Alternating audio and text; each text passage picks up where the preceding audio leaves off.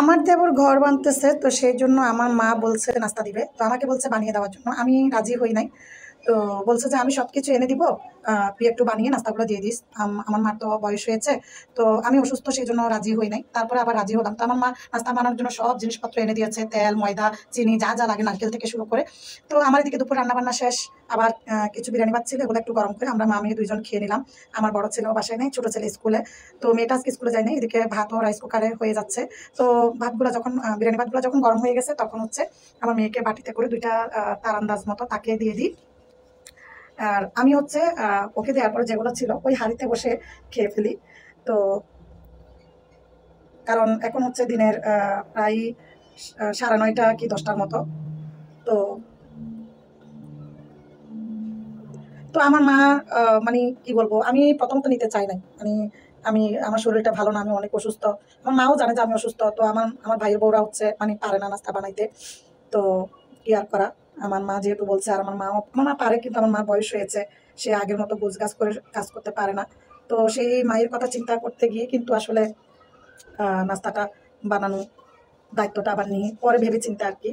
তো খাওয়া দাওয়া করার পরে আমি নারকেলটাকে ভেজে নিয়েছি চিনি দিয়ে। তারপরে হচ্ছে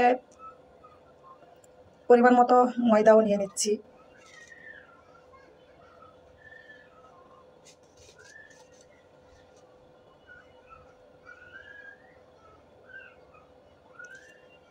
তো আমি প্রথমে ময়দাতে লবণ দিয়ে দিছিলাম, এখন একটু স্বাদের জন্য মানে চিনি দিচ্ছি। তারপর একটুখানি তেল, তেল দিলেও চলে, না দিলেও চলে। তারপর আমি একটুখানি তেল দিয়েছি, দিয়ে এগুলো শুকনো উপকরণগুলো ভালো করে মেখে নিয়েছি। এখন লাগবে পানি, পানিগুলোকে একটু আঙ্গুল ডুবানো যায় মতো করে একটু হালকা গরম করে নিব, কুসুম গরম যেটা বলে সেটা। তারপর হচ্ছে আমি নাস্তার ডোটা তৈরি করব। তো পানি গরম হয়ে যাওয়ার পর আমি আন্দাজ মতো পানি দিয়ে একের পর এক পানি দিয়ে নাস্তার ডোটা তৈরি করে নিব। আর আমি একলা একলা ভিডিও করতেছি, কি আর করা, ভিডিও করে দেওয়ার কেউ নাই। তাই আমার ভিডিও অতটা সুন্দরও হয় না, যতটা ভিডিও দেখলে সুন্দর লাগবে। আর আমি কোয়ালিটিফাই কোনো কথাবার্তাও জানি না। তো আমার ডো তৈরি করা শেষ, এখন হচ্ছে আমি নাস্তার গুটি তৈরি করব। তো আমি এক এক করে নাস্তার গুটিগুলো তৈরি করে নিচ্ছি। আর দেখতেছি যে নাস্তার গুটি এভাবে তৈরি করতে যাইয়ে দেখতেছি যে আমার নাস্তার গুটিগুলো একটু বড় হচ্ছে সাইজে। আমি কি করলাম, পরে আবার ছিঁড়ে ছিঁড়ে আগে দলাটা রেডি করলাম, মানে হাতে সাইজ করার আগে। তারপর হচ্ছে সুন্দর করে গুটি তৈরি করে আমি রুটি বেলা শুরু করে দিলাম। তারপর রুটি বেলে আমি হচ্ছে নাস্তাটা রেডি করে নেব। আর এই নাস্তাটাকে বলে নারকিল্লা পুরি, আমাদের চট্টগ্রামের ভাষায় নারকিল্লা পুরি বলে। অবশ্যই চট্টগ্রামের বিখ্যাত এই নাস্তা নারকিল্লা পুরি, অনেক মজা, অনেক টেস্টি। এটা হচ্ছে কয়েকদিন রেখে খাওয়া যায়, ঠিক আছে। তো এই ধরনের ভিডিওগুলো যদি কেউ একটু কাছ থেকে দূর থেকে যদি একটু ভিডিওটা করে দেয়, তাহলে কিন্তু ভিডিওগুলো সুন্দর হয়, স্টেপ বাই স্টেপ ভিডিওগুলো বুঝিয়ে দেওয়া হয়। তো আমার তো যেহেতু ভিডিও করে দেওয়ার মতো কেউ নাই, আমার ভিডিও আমি করতেছি, তাই অতটা সুন্দর হচ্ছে না, বুঝাইতেও পারতেছি না। যতটুকু পারি ততটুকু আপনাদের সাথে শেয়ার করার চেষ্টা করি। হুম। তো যাই হোক, অবশেষে আরেকটা আমি ব্যাক ক্যামেরায় বেলে দেখালাম, নাস্তাগুলো সবগুলো বানানো শেষ। তো